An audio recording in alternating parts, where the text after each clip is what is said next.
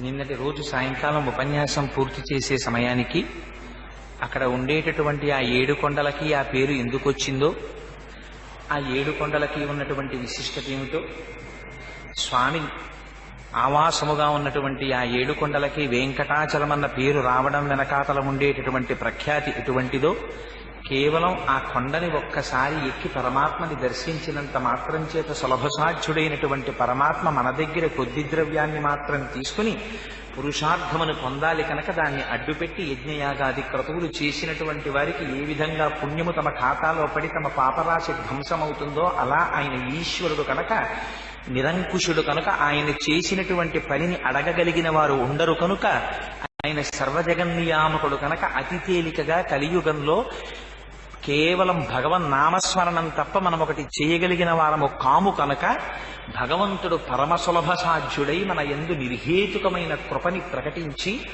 తండ్రి కేవలం ఆ హుండీలోకి వెళ్లి తమకు కలిగినటువంటి ఎంత ద్రవ్యమైనా సరే, పత్రం పుష్పం ఫలం తోయం యోమే భక్త్యా ప్రయచ్చతి అంటారు. స్వామికి ఒక్కసారి నమస్కారం చేసినంత మాత్రం చేత పొంగిపోయి పాపరాశిని ధ్వంసము చేసేటటువంటి పారమైన కరుణ కలిగినటువంటి స్వరూపంగా ఆ వెంకటేశ్వరుని యొక్క విశేషాన్ని నిన్నటి రోజున వివరణ చేసి ఉన్నాను. ఆ 7 కొండల మీద స్వామితో పాటే అక్కడ ఉన్న వాటిలో పరమ పవిత్రముగా చెప్పబడేటటువంటిది స్వామి పుష్కరిణి. స్వామి పుష్కరిణీ స్నానం, సద్గురో పాదసేవనం, ఏకాదశి వ్రతంచాపి త్రయమత్యంత దుర్లభం. స్వామి పుష్కరిణిలో స్నానం చెయ్యడం అనేటటువంటిది చాలా కష్టం. ఈ విధంగా కష్టం, అందులో మెట్లు దిగడం కష్టం, మునగడం కష్టం, స్నానం చెయ్యడం కష్టం కాదు. కష్టం అంటే ఎక్కడొస్తుందో తెలుసా అండి? పాపము అని దేన్ని పిలుస్తారో తెలుసా? పాపము అంటే భగవంతుని చేరకుండా భగవంతునికి మనకి మధ్యలో అడ్డు వచ్చేటటువంటి ప్రతిబంధకం ఏది ఉన్నదో దానికి పాపము అని పేరు శాస్త్రంలో.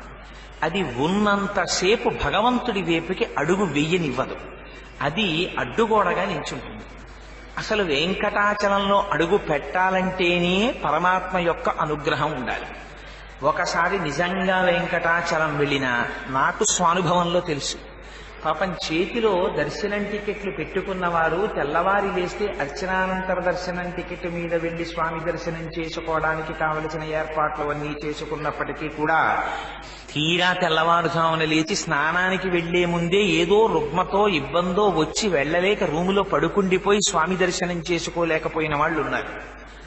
ఒకవేళ వెంకటాచలం వెళ్లి 7 కొండల మీదకి ఎక్కినా పుష్కరిణికి వెళ్లి స్నానం చెయ్యలేకపోయిన వాళ్ళు ఉంటారు. అంటే ఇంకా ప్రతిబంధక రూపంలో పాపము అడ్డు వచ్చి స్వామి దగ్గరికి చేరనివ్వలేదు. అందుకని 3 చాలా దుర్లభమన్నారు. అంత తేలిక కాదురా, నువ్వు వెళ్ళినప్పుడల్లా అందులో మునక వెయ్యడం అన్నది అంత తేలిక అనుకుంటున్నావేమో. స్వామి పుష్కరిణీ స్నానం, స్వామి పుష్కరిణిలో స్నానం చెయ్యడం అనేటటువంటిది అంత తేలిక విషయం కాదు. ఎందుకు ఈ మాట అన్నారు? స్వామి పుష్కరిణిలో స్నానానికి స్వామి అనుగ్రహమే మనకి కావాలి. ఆయన అనుగ్రహం ఉంటే తప్ప అందులోకి వెళ్లి మునక వెయ్యనివ్వడు. ఒకసారి వేశాడా, స్వామి పుష్కరిణికి ఉన్న గొప్పతనం ఏమిటో తెలుసా అండి? ఎంతటి పాపరాశిని కూడా తీసేస్తుంది. కాదు కాదు, పుష్కరిణికి వేరొక గొప్పతనం ఉంది. పుష్కరిణిలో స్నానం చేస్తే ఈ శరీరమునకు ఉండేటటువంటి అనేక రుగ్మతలు నశిస్తాయి. కాదు, శరీరమునకున్న రుగ్మతలే కాదు, మానసికమైనటువంటి రుగ్మతలు నశిస్తాయి. దీని గురించి పురాణంలో ఒక కథ ఉంది. ఒక మహారాజు కొంతకాలం అరణ్యంలో వేటాడుతూ ఉండగా ఆ ఎదురుగుండా కనపడినటువంటి సింహం వెనకాతల వేట కోసమని వెళ్ళి ఆ సింహం తనని వెంట తరిమేటప్పటికి భయపడి ఒక చెట్టెక్కి ఆ చెట్టు మీద ఉండేటటువంటి భల్లూకం తనకి ఆశ్రయం ఇచ్చినా సరే కృతజ్ఞ బుద్ధితో నిద్రపోతున్న భల్లూకాన్ని సింహం మాటలు విశ్వసించి పైనుంచి కిందకి తోశాడు. ఆయన గంధర్వుడు. ఆయన పైనుంచి కింద పడిపోతూ ఆ భల్లూకం తన స్వస్వరూపాన్ని పొంది కృతజ్ఞతతో ప్రవర్తించావు కనుక లక్ష్మణుడు అంటాడు కిష్కింధకాండలో, బ్రహ్మగ్నీచ సురాపేచ చోరే భగ్నవ్రతే తథా నిష్కృతిర్విహితాసిద్భి కృతఘ్నో నాస్తి నిష్కృతి. బ్రహ్మగ్నీచ, బ్రహ్మహత్య చేసినటువంటి వాడికి ప్రాయశ్చిత్తం ఉంది. సురాపేచ, కళ్ళు తాగిన వాడికి ప్రాయశ్చిత్తం ఉంది. చోరీ దొంగతనం చేసిన వాడికి ఉంది, భగ్నవ్రతే తథా వ్రతం చేస్తానని నీళ్లు ముట్టుకుని సగం వ్రతం చేసి లేచిపోయిన వాడికి ప్రాయశ్చిత్తం ఉంది.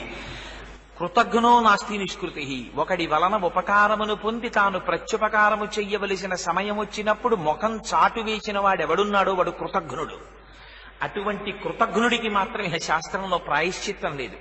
అటువంటి కృతజ్ఞతతో నువ్వు ప్రవర్తించి నేను నిద్రపోతుండగా కిందనున్న సింహానికి ఆహారంగా నన్ను పైనుంచి కిందకి తోసివేశావు కనుక నీవు మతి చెలించిన వాడవై తిరుగుదువుగాక అని శపింపబడ్డాడు రాజు. ఆ సింహం వెళ్ళిపోయింది, ఈయనకి పిచ్చెక్కింది. పిచ్చెక్కి తిరుగుతున్నాడు తిరుమల కొండల మీద. తండ్రికి తెలిసింది వార్త. తీసుకుని వెళ్ళాడు. ఉన్న ఒక్క కుమారుడికి పిచ్చి వచ్చిందని బాధపడ్డాడు. బాధపడితే ఒకానొక నాడు అదృష్టం కలిసి వచ్చింది. ఏనాడు ఇంటికి మహాపురుషులు వస్తారో ఆనాడే ఆ ఇంటికి సౌభాగ్యం. ఊరక రారు మహాత్ములు వా రథముల ఇండ్ల కడకు వచ్చుటలెల్లం కారణము మంగళములకు, నీవొచ్చుట శుభము మాకు నిజము మహాత్మ అంటాడు దశమస్కంధంలో. అందుకని ఒకనాడు వచ్చారు ఒక మహాత్ముడు. నీ పిల్లవాణ్ణి వెంకటాచలం తీసుకెళ్లి స్వామి పుష్కరిణిలో స్నానం చేయించమన్నారు. తీసుకొచ్చి ఆ స్వామి పుష్కరిణిలో స్నానం చేయించారు. వెంటనే అతనికి కలిగినటువంటి ఉన్మాదం తగ్గింది. మీకు ఇంకా చిత్రమైన విషయం చెప్పనండి, ఇప్పటికీ కూడా స్వామి పుష్కరిణిలో స్నానం చేసి అనేక రుగ్మతల నుంచి బయటపడిన వాళ్ళు ఉన్నారు. వెంకటాచలంలో ఉండేటటువంటి తీర్థాలు సామాన్యమైన తీర్థాలు కావు. మళ్ళీ ఆ తీర్థాలకి కొన్ని తిథులున్నాయి. ఒక్కొక్కసారి చంద్రుడు ఏ తిథితో కలిసి ఉండగా, లేదా ఒక్కొక్క రోజు ప్రత్యేకించి ఏ నక్షత్రం ఉండగా, ఇవాళ హస్తానక్షత్రం ఉంది, అలా హస్తానక్షత్రం ఉండగా తుంగురు తీర్థంలో స్నానం చేసినా, లేదా ఘోణతీర్థంలో ప్రత్యేకమైన తిథులలో స్నానం చేసినా దానికి ఉన్న శక్తి ఏమిటో తెలుసా అండి? ఒక్కొక్కడికి ఒక్కొక్క లక్షణం ఉంటుంది. వాడు ఎంత పెద్దవారు అవనివ్వండి, వారి గురించి మాట్లాడవలసి వస్తే వారండి అబ్బో చాలా గొప్పవారండి అని వాడి జీవితంలో వాడు అనడం. ఎవరినైనా సరే వాడా అంటాడు. ఎవరినైనా ఏకవచన ప్రయోగమే. వాడా నాకు తెలుసు, వాడెంతటి వాడంటాడు. ప్రతివాడిని ఏకవచన ప్రయోగమే. ప్రతివాడు వీడికన్నా తక్కువ వాడే, వీడు ప్రపంచానికి అంతటికి వీడు అధికుడు అన్న భావనతో, అంత అహంకారంతో మాట్లాడే వాళ్ళు ఉంటారు. అటువంటి వారిని కూడా ఒక ప్రత్యేకమైనటువంటి తిథి కలిగి ఉన్ననాడు తీసుకుని వెళ్లి స్నానం చేయిస్తే అటువంటి వారిలో మానసికంగా మార్పులు వచ్చి పరమభక్తితో ప్రవర్తించిన సందర్భాలున్నాయి. ఆ నీటికున్నటువంటి శక్తి అటువంటిది. ఎందుకనంటే ఆ కిరణ ప్రసారం చేత ఆ కొండల మీద ఓషధులకి తగులుతూ అవి వచ్చి పడినప్పుడు, అందుకే సంజీవనం సమస్తస్య జగత సలిలాత్మిక భవ ఇత్యుచ్యతే మూర్తిర్భవస్య పరమాత్మనః అంటారు లింగపురాణంలో వ్యాస భగవానుడు. అసలు నీటికి ప్రాణిని నిలబెట్టే శక్తి ఉంది. ఆ నీరు లేకపోతే మనిషి బతకడు. నీరు లేకపోతే సంధ్యావందనమే లేదు, ఇంకా ధర్మం ఎక్కడుంది? అందుకని ఆ నీరు నిలబెడుతుంది. ఆ నీరు ఓషధుల నుంచి ప్రవహించి వచ్చి దివ్యక్షేత్రములలో ఉన్నటువంటి తీర్థములు మనిషిని శారీరకమైన రుగ్మతల నుంచి మానసికమైన రుగ్మతల నుంచి కూడా ఉద్ధరించగలుగుతాయి. అందుచేత స్వామి పుష్కరిణీ స్నానం ఘటికాచల మాహాత్మ్యము అనే ఒక గ్రంథం ఉంది, తెనాలి రామకృష్ణ కవి రాశారు. అందులో ఎంతో మంది ఉన్మాదులైన వాళ్ళు స్వామి పుష్కరిణిలో స్నానం చేసి తిరిగి స్వస్థత పొందినటువంటి వాళ్ళ గురించి వర్ణిస్తారు ఘటికాచల మహాత్మ్యంలో. అందుకని స్వామి పుష్కరిణీ స్నానం అదంత తేలిగ్గా దొరికేది కాదు. సద్గురోహ పాదసేవనం, గురువు అనలేదు కేవలం, సద్గురోహో. ఎవరు సద్గురువు? సద్గురు అంటే ఏ విధమైనటువంటి ప్రయోజనమును అపేక్షించక, నిండిపోయినటువంటి బింది ఇంక నీరు తనలోకి ఇముడ్చుకోలేక ఆ అంచుల వెంట నీరు కారిపోయినట్లు తాను అనుభవించినటువంటి భగవత్ సంబంధమైన గుణములను లోపల ఆపుకోలేక నోటి వెంట మాటలుగా ప్రవహింపచేయగలిగిన వాడై శిష్యుల పట్ల వాత్సల్యంతో ఆవు యొక్క శిరములను పట్టుకునేటప్పటికి పాలు స్రవించినట్లు సర్వకాలములయందు మనస్సులో భగవన్నామమును జపిస్తూ ఆచార్యో వేద సంపన్న విష్ణుభక్తో విమత్సర మంత్రజ్ఞో మంత్రభక్తశ్చ సదా మంత్రాశ్రయశుచి గురుభక్తి సమాయుక్త పురాణజ్ఞో విశేషత ఏవం లక్షణ సంపన్న గురురిత్య విధీయతే ఏకాకి నిస్పృహ శాంత చింతాసూయా వివర్జిత బాల్య భావేన యో భాతి తస్మై శ్రీ గురవే నమః. బ్రహ్మజ్ఞానీస ఉచ్యతే. ఎవరు సర్వకాలముల యందు ఏకాకి అయి ఉంటాడో లోపల బాహ్యమునందు ఎంతమందితో కలిసి తిరిగినా ఆ ప్రభావము ఆయన మీద పడదో, ఆయన ప్రభావము మిగిలిన వారి మీద పడుతుందో, ఎవడు అగ్నిహోత్రము వలె భాషిస్తుంటాడో, నిరంతరము మనస్సులో భగవంతుణ్ణి స్మరణ చేస్తుంటాడో, భగవంతుని యొక్క స్మరణకి దూరముగా బతకలేనటువంటి బలహీనతని పొంది ఉంటాడో, బ్రహ్మజ్ఞానమును పొంది ఉంటాడో, అటువంటి వాడు సద్గురువు. అటుకంటి గురువు ఉన్నప్పుడు న గురోరధికం న గురోరధికం న గురోరధికం ఇది శివశాసనతః, పరమేశ్వరుడి శాసనం. అటువంటి గురువు కన్నా అధికుడు ఇంకా ప్రపంచంలో లేడు.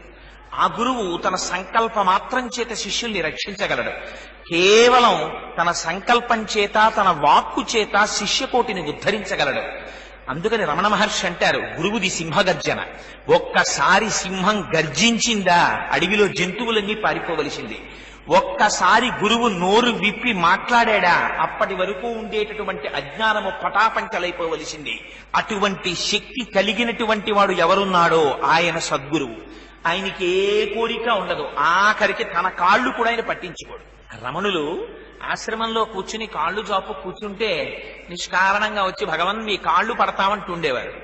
అంటే కాసేపు పట్టనిచ్చేవారు. చూశారు, ఒక రోజున పరదా చాట్న దెబ్బలాడుకుంటున్నారు. ఒక పావుగంట నువ్వు పట్టావు కదా, తర్వాత నే పడతాను కాళ్ళని. పడుతుంటే భగవన్ చూసి అన్నారు, కాసేపు నా కాళ్ళు నేను పట్టుకుంటానన్నారు. మీ కాళ్ళు మీరు పట్టుకోవడం ఎందుకు భగవాన్ అని అడిగారు. మీ అందరు ఎందుకు పడుతున్నారన్నారు. మీ కాళ్ళు పడితే పుణ్యం అని అన్నారు. మరి నాకు అక్కర్లేదా పుణ్యం, నేను పట్టుకుంటానన్నారు. ఇది మహాత్ములైనటువంటి వారికి ఉండేటటువంటి స్థితి. వారికి శరీరమునందు సంగముండదు, లేదా పొగట్టల చేత పొంగిపోయే తత్వం ఉండదు. అదిగో అటువంటి స్థితిని పొందిన వాడెవడున్నాడో తుల్య నిందా స్తుతిర్మౌని సంతుష్టో ఏనకేనచిత్ తనికేతః స్థిరమతి భక్తిమాన్ మే ప్రియో నరః. దూషించిన నాడు అదే చిరునవ్వు, పొగిడిన నాడు అదే చిరునవ్వు. పొగట్టకి పొంగిపోడు, తెగట్టకి కుంగిపోడు. ఇదిగో ఇటువంటి స్వరూపంతో నిరంతరము లోపల ఉండేటటువంటి పరమాత్మతో తన స్వరూపాన్ని అనుసంధానం చేసుకుని నిరంతరము యోగరతో వా భోగరతో వా సంగరతో వా సంగవిహీన యస్య బ్రహ్మణి రమతే చిత్తం నందతి నందతి నందత్యేవా అంటారు భజగోవిందంలో. మరి యోగమున్నా భోగమున్నా లేకపోయినా నిరంతరము భగవంతుని యొక్క అనుభవం చేత బాగా భోజనం చేసిన వాడికి త్రేణుపు మీద త్రేణుపు, త్రేణుపు మీద త్రేణుపు వచ్చినట్టు నిరంతర భగవత్ చింతనాకైక చిత్తుడవడం చేత ఎప్పుడు దాన్ని స్మరిస్తూ ఆనందంతో ఉర్రూతలూగిపోయేటటువంటి స్వభావం ఉన్నవాడు ఎవరున్నాడో, తామరాకు మీద నీటి బొట్టులా సంసారమునందున్నప్పటికీ కూడా సంసారమునందు తాను ప్రవర్తించక, సంసారమునకు లొంగక, నిరంతరము భగవంతుని పాదముల యందు రమించేటటువంటి మనస్సు కలిగినటువంటి సత్పురుషుడు ఎవరున్నాడో వాడు సద్గురువు. గుకారశ్చంధకారస్తు రుకారస్థ నిరోధకృత్ అంధకార వినాశిత్వాత్ గురురిత్యభిధీయతే. అజ్ఞానమును పటాపంచలు చేయగలిగినటువంటి వాగ్వైభవము ఎవరి వద్దనున్నదో అటువంటి వాడు సద్గురువు. ఎవరు తను నేర్చుకున్న దాన్ని అనుష్ఠాన పర్యంతము అనుష్ఠానములో పెడుతున్నాడో ఆయన సద్గురువు.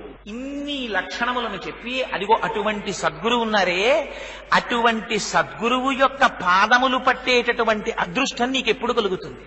ఆయనకేమి కోరికుంది? ఆయన ఏమి ఎవ్వరిని అనుమతించరు. ఆయన ఏం మీరు వచ్చి నా కాళ్ళు పట్టండి అని అడగరు.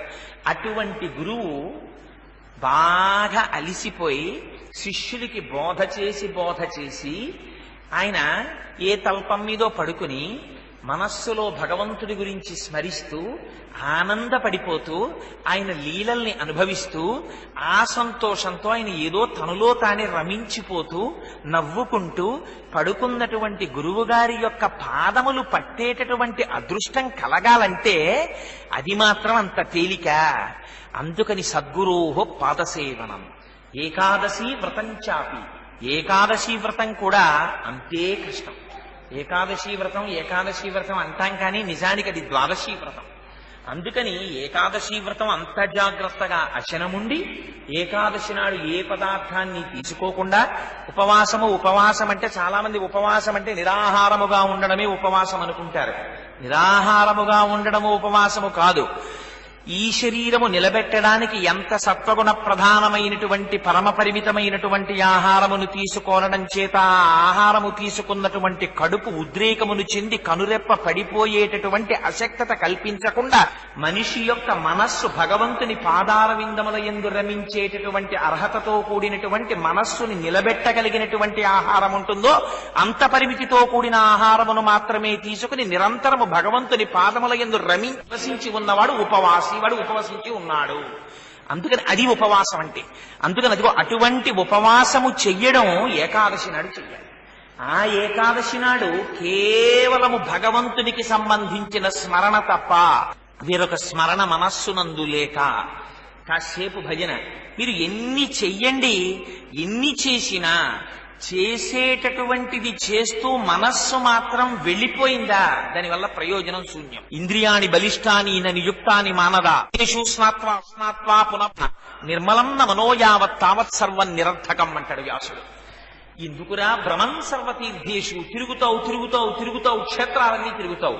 ఈ మనస్సునందు శాంతి లేదు, నీ మనస్సునందు లేదు. ఆ మనస్సు భగవంతుణ్ణి తన లోపల నిలుపుకోలేదు. అందుకని మనకి దర్పణ సేవ అని చేయిస్తారు. ఎందుకో తెలుసా అండి, దర్పణ సేవ అద్దంలో స్వామివారిని చూడండి, అద్దంలో స్వామివారిని చూడండి అంటారు. ఎందుకు అద్దంలో స్వామివారిని చూడడం? అద్దమనబడేటటువంటి మనస్సుకి ముందు భగవానుణ్ణి పెడితే ఈ మనస్సు లోపల భగవంతుని యొక్క ప్రతిబింబము వెళ్లి నిలబడాలి. ఒక్కసారి క్షేత్రమునకు వెళ్లి మూర్తి దర్శనం చేస్తే ఆ మూర్తి దర్శనం చేసినటువంటి కన్నులది కాదు, కన్నులతో దర్శనం చేసినప్పుడు కన్నులు చూస్తున్నప్పుడు చూడబడేటటువంటి వస్తువునందు మీ మనస్సు ఏకాగ్రతతో నిలబడాలి. అలా నిలబడితే బయటికొచ్చి కూడా 10 సంవత్సరాల తర్వాత కూడా ఏమండి వెంకటాచలపతి ఎలా ఉంటారు, ఆపాదమస్తకం చెప్పగలగాలి. ఇది సుందరకాండలో ప్రశ్న చేసిందమ్మ. ఎలా ఉంటాడో రాముడు చెప్పంది. త్రిస్తరస్త్రిప్రలంభస్త్రిసమహత్రిశోన్నత త్రితామ్ర స్త్రిచ స్నిగ్ధ గంభీర స్త్రిషును ఇచ్చేసహా అని చెప్పేశారు మహానుభావుడు హనుమ. ఆపాదమస్తకం రామచంద్రమూర్తి ఎలా ఉంటారో, లోపల మనస్సులో ఎలా ఉంటారో, ఆయన దయాగుణం ఎలా ఉంటుందో వర్ణించి చెప్పగలిగారు. ఇటువంటి అనుభవము తన మనస్సులో నిలబెట్టుకోవడం అనేటటువంటిది ఉపవాసం. అందుకని అదిగో అటువంటి ఉపవాసము ఏకాదశి వ్రతంచాపి త్రయం అత్యంత దుర్లభం. ఈ 3 నీకు దొరకమంటే దొరికేవి కావు. అందుకని తిరుమల విడితే ఒక నియమం ఉంది, ఒక కట్టుబాటు చేశాడు పరమాత్మ. ఆయన ఎంత కట్టుబాటు చేశాడో తెలుసా అండి?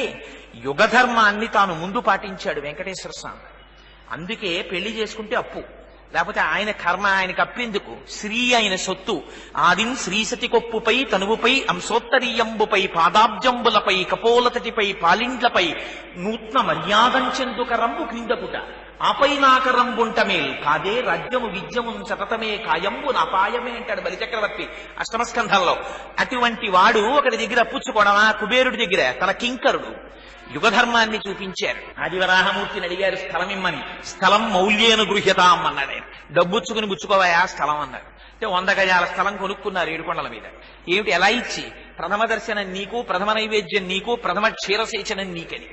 రేపు పద్మావతి శ్రీనివాసుల పరిణయం శనివారం కదా, రేపటి రోజున వివరణ చేస్తాను. పద్మావతి శ్రీనివాసుల పరిణయం రేపు విన్నంత మాత్రం చేత మహాపుణ్యం. అందుకని అదిగో అటువంటి వైభవం ఉన్నటువంటిది కాబట్టి, ఆ స్వామి అంతటి దయాళువు కాబట్టి అక్కడ మనకి చెప్పేటప్పుడు త్రయమత్యంత దుర్లభం. ఈ 3 అంత తేలిగ్గా దొరుకుతాయి అనుకుంటున్నావేమో, ఇవి దొరకమంటే దొరికేవి కావు. అందుకని స్వామి కట్టడి చేశారు, వెళ్ళిన వాళ్ళు స్వామి పుష్కరిణిలో స్నానం చెయ్యండి. ఎందుకు పుష్కరిణిలో స్నానం చేయి, పుష్కరిణిలో స్నానం చెయ్యి అండం? స్వామి పుష్కరిణికి ఒక పెద్ద రహస్యం ఉంది. క్రీడాద్రిని గరుత్మంతుడు తీసుకుని వచ్చేటప్పుడే విరజానది స్వామి పుష్కరిణిగా వచ్చింది. మీరు ఎప్పుడు జ్ఞాపకం పెట్టుకోండి, ఎప్పుడూ తన నిజ అంతటా ఉంటారు భగవానుడు. శ్రీ మహావిష్ణువు అంటే వైకుంఠంలోనే ఉంటాడు అనుకోకండి, అంతటా ఉంటాడు ఆయన. ఇందుగలడు అందులేడని సందేహము వలదు చక్రి సర్వోపగతుండెందెందు వెదకి చూచిన అందందేగలడు ధనవగ్రని వింటే. అంతటా ఉన్నాడు ఆయన. అంతటా ఉన్నవాడు ప్రకటముగా తన ఆవాసముగా ఉంటాడు వైకుంఠంలో. అటువంటి వాడు ఆయనతో పాటుగా ఆయన అవతారమును స్వీకరించి అజాయమానో బహుధా విజాయతేని అవతారమును స్వీకరించవలసినటువంటి అవసరము లేనివాడు ఎక్కడెక్కడ ధర్మమునకు హాని కలిగితే అప్పుడప్పుడు ధర్మ సంస్థాపనార్థమని పరిత్రాణాయ సాధూనాం వినాశాయ దుష్కృతాం ధర్మ సంస్థాపనార్థాయ సంభవామి యుగే యుగే. తనని భక్తులు ఇలా చూడకుండా ఉండలేమని ఆర్తి చెందినప్పుడు పరమాత్మ ఆ రూపాన్ని పొంది వస్తారు. అసలు భగవానుడికి నామం లేదు, రూపం లేదు. అటువంటి వాడు ఒక రూపాన్ని తీసుకుంటున్నాడు. అందుకనే అదితి తపస్సు చేస్తే ఆయన ఒక మాట చెప్పారు, నాకు వేడుక పుట్టు నీ సుతుడనై నర్తించి వర్తింపగా అన్నారు. అదితి నాకు కోరిక పుట్టింది, నీ కడుపులోంచి బయటికి వచ్చి నీ కొడుకుగా ఆడుకోవాలనుకుంటున్నాను అదితి, అందుకని వామనమూర్తిగా వస్తానన్నారు. రవి మధ్యాహ్నమునంచరింపర్గహ తారాచంద్ర భద్రస్థితిన్ శ్రావణ ద్వాదశి నాడు శ్రోణనభిజిత్ సంజాత లగ్నంబునన్ భువనాధీశుడు పుట్టవామనగతిన్ పుణ్యవ్రతోపేతకున్ దివిజాధీశ్వరు మాతకున్ పరమ పాతివ్రత్య విఖ్యాతకున్ అన్నారు పోతన గారు అష్టమస్కంధంలో. అందుకని అలా వచ్చాడు ఒకనాడు. అందుకని రాగలిగినటువంటి సమర్థత ఉన్నవాడైన నాకు ఒక రూపం ఉంటుంది, ఈ రూపమును మార్చి కొత్త రూపం పెట్టమంటే నేను తెచ్చుకోలేను. పరమాత్మ రూపం లేనివాడు కాబట్టి కావలసిన రూపాన్ని ధరిస్తుంటాడైన. అందుచేత అదిగో అటువంటి పరమాత్మ ఉన్నారే, ఆయన ఎప్పుడెప్పుడు అవతారం స్వీకరించి శ్రీవైకుంఠం నుంచి బయలుదేరి వచ్చినా ఆయనని విడిచిపెట్టి ఉండలేక వచ్చేటటువంటి వస్తువులు కొన్ని ఉన్నాయి. ఇది దాశరథీ శతకంలో గోపరాజు గారు చెప్పారు. శ్రీరమ సీతగాగ నిజసేవక బృందము వీరవైష్ణవాచార జనంబుగాగ విరజానది గౌతమిగాగ వికుంఠమున్నారయ భద్రశైల శిఖరాగ్రముగాగ వసించు చేతనోద్ధారకుడైన విష్ణుడవు దశరథీ కరుణాపయోనిధి అన్నారు. దాశరథి అంటే ఆయన పొంగిపోతాడు. జన్మలేని వాడివి తండ్రికి కొడుగ్గా జన్మించావా తండ్రి, ఎంత కరుణయ్యా మా మీద, కరుణాపయోనిధి, కరుణకి సముద్రము వంటివాడా అని పిలుస్తారు. అంతటి కారుణ్యమూర్తి కనుకనే మన్నుద్ధరించడానికి వెంకటాచలపతిగా వచ్చాడు. అందుకని ఆ స్వామి అనుగ్రహం ప్రసరించడానికి ఆయనతో పాటుగా వచ్చేటటువంటి వాటిలో ఆయనని విడిచిపెట్టకుండా వెంటనే వచ్చేది అమ్మవారు వస్తుంది. అందుకని అమ్మవారికి ఓ పేరుంది. లక్ష్మీ అష్టోత్తరం చెప్పారనుకోండి, తిన్నగా పేర్లు చెప్పరు. ముందు లక్ష్మీ అష్టోత్తరానికి గజ్జె చెప్తారు. గజ్జె చెప్తే ఏమంటారు మీరు? అందులో నిత్యానపాయని నిరవధ్యాం దేవదేవ దివ్య మహిషీం అని అమ్మవారికి విశేషణాలు. ఆవిడ నిత్యానపాయని, ఎన్నడూ విడిచిపెట్టకుండా స్వామితోటి కలిసి ఉండేటటువంటి స్వభావం ఉన్నటువంటి తల్లి. అందుకని ఆవిడ కూడా ఎప్పుడెప్పుడు స్వామి వస్తే ఆయన వెనకాతలు వస్తూ ఉంటుంది. ఆయన ఒకనాడు రామచంద్రమూర్తిగా వచ్చారు, ఆవిడ సీతమ్మగా వచ్చింది. ఆయన ఒకనాడు కృష్ణ పరమాత్మగా వచ్చారు, ఆవిడ రుక్మిణీదేవిగా వచ్చింది. ఆయన ఒకనాడు వెంకటాచలపతిగా వచ్చారు, ఆవిడ పద్మావతీదేవిగా వచ్చింది. అలా ఆయనని విడిచిపెట్టకుండా ఉండేటటువంటి వస్తువులలో మొట్టమొదటిది అమ్మవారు. అందుకే చిత్రం ఏమిటో తెలుసా అండి, అమ్మవారికి భక్తి గురించి చెప్పవలసి వస్తే అమ్మగారి గొప్పతనం. అసలు అమ్మ అందుకని వాళ్ళిద్దరూ ఎప్పుడు కలిసే ఉంటారు. అసలు వెర్రి చూపు ఎక్కడంటే విడదీసి చూద్దాం. అమ్మవారిని అయ్యవారిని, నాకు అయ్యవారు ఒక్కరే కావాలి, నాకు అమ్మవారు అక్కర్లేదండి శూర్పణఖ, ముక్కు చెవులు పోయే. నాకు అయ్యవారు అక్కర్లేదు, అమ్మవారు ఒక్కరే కావాలన్నాడు రావణాసురుడు, 10 తలకాయలు ఎగిరిపోయాయి. నాకు అయ్యవారు అమ్మవారు కలిసి కావాలన్నారు హనుమ, భవిష్యత్ బ్రహ్మయ్య. అందుకని పరాశర భట్టర్లు అంటారు శ్రీగుణరత్న కోశంలో, అనుకలతనుకాండాలింగనారంభ శుంభత్ ప్రతిదిశ భుజశాఖ శ్రీసఖానోకహర్తి స్తననయనగుడుచ్చ స్పార పుష్పద్విరేఫ రచయితుమయి లక్ష్మి కల్పవల్లి కటాక్షాన్. అమ్మ మాకు ఎప్పుడైనా దర్శనమిస్తే నువ్వు ఎలా దర్శనమిస్తావో తెలుసా? నువ్వు ఒక్కదానివి మాకు కనపడద్దు, స్వామి నుంచి విడివడిన స్వరూపంతో మాకు కనపడద్దు, నువ్వు ఎప్పుడూ గాఢాలింగనం చేసుకున్నటువంటి స్వరూపంతో అయ్యతో కలిసి మాకు కనపడాలి అని అడుగుతారు. అదిగో అటువంటి స్వరూపమున్న తల్లి కనుక అయ్యని విడిచిపెట్టి ఉండదు కనుక అమ్మ అయ్యతో పాటు వచ్చేస్తుంటుంది. అలా వచ్చే రెండవది ఏమిటో తెలుసా అండి? విరజానది. స్వామివారు ఆనందంతో స్నానం చేసేటటువంటి విరజానది ఉందే, ఆ విరజానది స్వామి ఎప్పుడెప్పుడు అవతారం స్వీకరించి భూమండలం మీదకి వచ్చినా ఆయనతో పాటుగా విరజానది కదిలొస్తుంది. అదిగో అలా వచ్చింది. అలా రాబట్టే ఒకనాడు రామచంద్రమూర్తిగా వస్తే గోదావరి నదిగా వచ్చింది. వచ్చి పరమపావనమైన భద్రాద్రి క్షేత్రం ముందు ప్రవహిస్తోంది. అలా వెంకటాచలంలో కూడా స్వామిని విడిచిపెట్టి ఉండలేక స్వామితో పాటుగా వచ్చినటువంటి విరజానదియే స్వామి పుష్కరిణి. స్వామి పుష్కరిణికి ఉన్న గొప్పతనం ఏమిటో తెలుసా అండి? ఆయన శ్రీ భూదేవులిద్దరితోటి కలిసి అందులో స్నానం చేశారు స్వామి. మనం స్నానం చేస్తాం, స్నానం చెయ్యడానికి కూడా ఒక గొప్పతనం ఉంటుంది. కాకి స్నానం అని శాస్త్రంలో ఒకటి ఉంది. కాకి స్నానం అంటే ఏమిటో తెలుసా? వాడు వెళ్ళి స్నానం చేస్తాడు. దేనికి? ఇది శుభ్రపడాలి. నాకండి స్నానం చేయకపోతే ఉండలేనని స్నానం చేస్తాడు. శాస్త్రం అంది దాన్ని కాక స్నానము అంది. అలా చేస్తే వాడు దీని శుభ్రత కొరకు మాత్రమే స్నానం చేస్తాడు. అసలు శుద్ధి ఒకటి ఉంది స్నానం చేయడానికి. ఏమిటది? గంగే చయమునే చైవ గోదావరి సరస్వతి నర్మదే సింధు కావేరి యౌజలేస్మిన్ సన్నిధిం కురు అని చెప్పుకుని ఆ నీళ్లు తీసి శిరస్సును ప్రోక్షణ చేసుకుని స్నానం చేస్తారు. అలా చేస్తే దాని చేత మనస్సు శుద్ధి పొందుతుంది. మనస్సు శుద్ధి పొందకుండా శరీరం ఒకటి మాత్రమే శుద్ధముగా ఉన్ననాడు వాడు లోకకంటకుడవుతాడు. కారణం ఏమిటి? మనిషిని ఉద్ధరించగలిగినది మనస్సు. ఈ మనస్సు బాగున్ననాడు పైన శరీరమునకు కొద్దిగా ఇబ్బంది వచ్చినా ఏం బాధ ఉండదు. మీరు అందుకే చూడండి, పెద్దలైన వాళ్ళెవ్వరూ కూడా బాహ్య సౌందర్యంతో ఏం మెరిసిపోతూ ఉండరు. చంద్రశేఖర పరమాచార్యులు వారిని ఫోటో చూసి ఎంత అందంగా ఉన్నారో, వీరిని ఫెయిర్ అండ్ లవ్లీ అడ్వర్టైజ్మెంట్కి వేస్తే బాగుంటుందని ఏ మూర్ఖుడైనా అంటాడా? చంద్రశేఖర పరమాచార్యులు వారి అందం ఏమిటి? చేత్తో మట్టిక మండలం పట్టుకుని మోకాళ్ల మీద గొంతు కూర్చుంటే ఈ మోచిప్పలు కూడా పైకి తేలిపోయినంత బట్ట పలచగా ఉండి రెండు చేతుల మధ్యలో చేతులు పెట్టి ఒక్కనాడు మనం చెయ్యం అలా ఆచమనం ఎలా చెయ్యాలో అలా చేస్తారు పరమాచార్యుల వారు. రెండు చేతులు మధ్యలో పెట్టి ఆ మట్టి ఉద్ధరిణితో తీసుకుని నీళ్లు పోసుకుని ఆ నీళ్లు తాగేవారు. ఆచమనం చేసి మహానుభావుడు ఆ సత్యదండాన్ని నదిలో ముంచి స్నానం చేస్తున్నటువంటి భంగిమలో పరమాచార్యుల వారిని చూడండి. ఏముంటుంది? డొక్కు శరీరం, ఎముకల గూడు, అయినా విభూతి, ఇంత కుంకంబొట్టు, ఇంతంత రుద్రాక్షలు, ఆ తలమించి వేసినటువంటి బట్ట, కళ్ళకి పెట్టుకున్నటువంటి అతి చౌకబారు కళ్ళజోడు, దానికి పెద్ద పెద్ద భూతద్దాలు. కానీ ఆ చిరునవ్వు అమ్మవారి చిరునవ్వు, ఆ అభయహస్తం పరమశివుడి అభయహస్తం, ఆయన పాదాలు శ్రీకృష్ణుడి యొక్క పాదాలు, ఆయన ఊపిరి పరమహంస ఊపిరి. అటువంటి వారిని చూసేటప్పటికే ఆకర్షించేస్తుంది. అది ఎలా స్నానం చెయ్యాలో అలా స్నానం చేసి చేసి చేసి చేసి మనస్సుని భగవంతుని యందు నిలబెట్టడం చేత పునీతమైపోయినటువంటి శరీరం అందుచేత ఆకర్షిస్తుంది. అందుకని ఎందుకు ఈ విషయం మీకు మనవి చేశానంటే, అందుకని పుష్కరిణిలో స్నానము మనము చేస్తాం, స్నానం పెద్దలు చేస్తారు స్నానం. మీకు ఒక్క ఉదాహరణ చెప్తాను. అనంతాచార్యుల వారని వెంకటేశ్వర స్వామి వారితో మాట్లాడుతుండేవారు. ఆయన ఒకసారి శ్రీవిల్లిపుత్తూరు వెళ్ళారు. శ్రీవిల్లిపుత్తూరు వెళ్ళి వారు స్నానం చేయడానికని దిగారు. ఆ కొలనులో దిగి చేతులు పెట్టి కింద తడుగుతున్నారు. శిష్యులు అడిగారు, ఏమిటి తడుగుతున్నారన్నారు. ఈ కొలనులో గోదాదేవి తిరుప్పావై వ్రతం చేసినప్పుడు ఆవిడ ఇందులో స్నానం చేసింది కదా. సౌభాగ్యవతి అయినటువంటి తల్లి ఆవిడ స్నానం చేసినప్పుడు తన యొక్క చెలికెత్తెలతో కలిసి స్నానం చేస్తే ఆమె ఒంటికి పసుపు రాసుకుని స్నానం చేస్తుంది. ఎంత ధర్మం చెప్పారో చూడండి. పసుపు రాసుకు స్నానం చేస్తుంది కనుక అమ్మవారి ఒంటికి పట్టిన పసుపు కరిగి ఈ నీటి అడుగుకి వెళ్లి పేరుకుని ఉంటుంది. ఎక్కడైనా ఇంత పసుపు ముద్ద దొరుకుతుందేమోనని వెతుకుతున్నానన్నారు. ఎంత తాపత్రయం! మనమైతే మనమంటే మీరు కాదు, నాలాంటి వాడు, నా వంటి వాడిని తీసుకెళ్లి ఇందులో ఆండాళ్ళ తల్లి స్నానం చేసిందిట అన్నారు అనుకోండి, ఎలా ఉందో ఎలా చేసిందండి ఇందులోను, నిజంగా చేసిందంటారా? అప్పుడు ఇలాగే ఉంటుందంటారా? వాడికి ముందు సంశయాత్మ వినశ్యతి, వాడికి ముందు అనుమానం, ఏది నమ్మడం. వాడి జీవితం ఎంతో వాడికి పురాణము అంతే.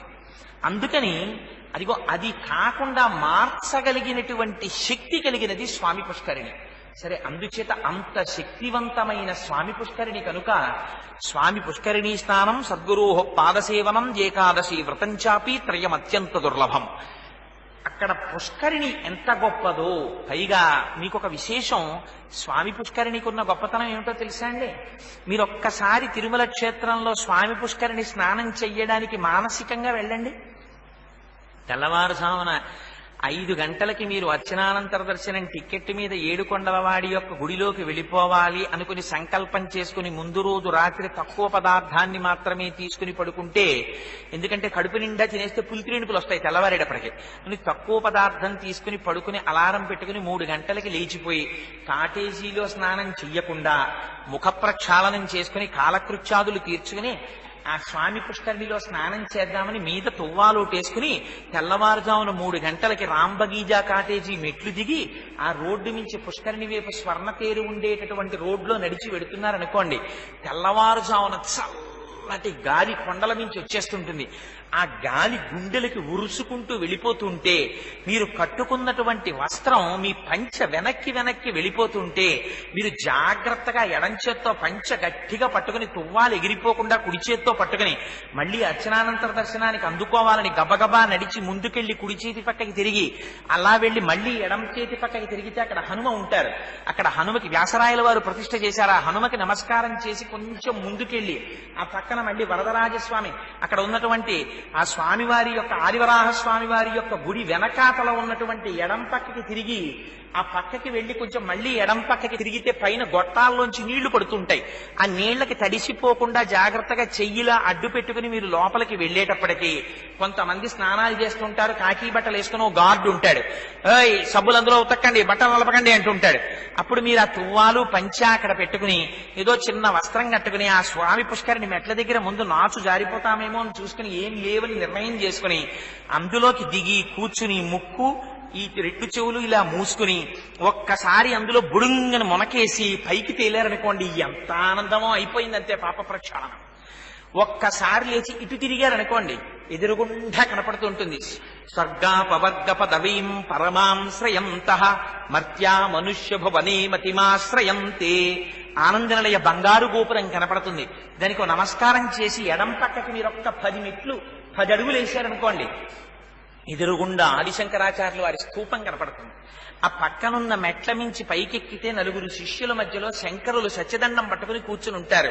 శృతి స్మృతి పురాణానాం ఆలయం కరుణాలయం నమామి భగవత్పాద శంకరం లోకశంకరం అని నమస్కారం చేసి మెట్లు దిగి కిందకొస్తే స్వామివారి పాదాలు ఉంటాయి అక్కడ.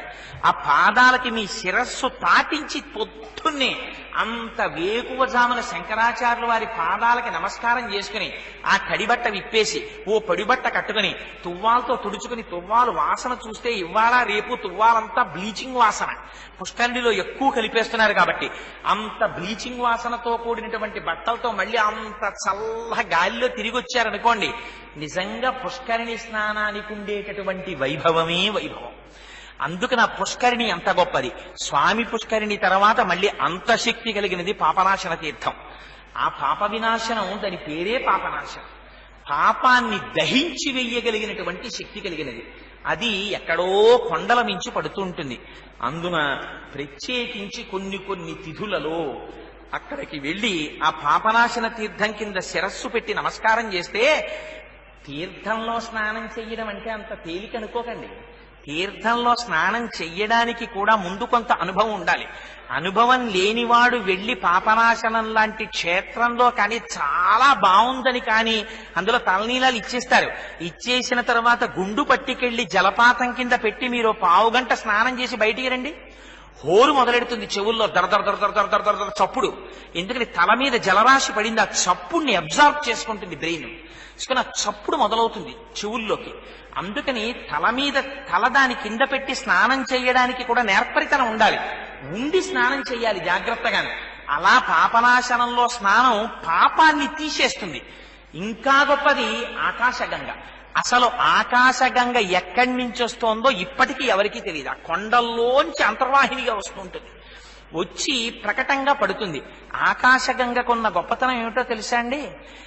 ఎంతకీ పిల్లలు పుట్టనటువంటి వాళ్ళు చైత్రమాసంలో పౌర్ణమి నాడు ఆకాశగంగలో ఎలా స్నానం చెయ్యాలో అలా స్నానం చేసి, ఇలవేల్పు వాళ్ళ ఇంటి సింహాసనంలో ఏ స్వరూపంతో భగవానుడు కూర్చుంటున్నాడో, వెంకటేశ్వరుడి ఆరాధనే చెయ్యమని చెప్పలేదు పురాణంలో.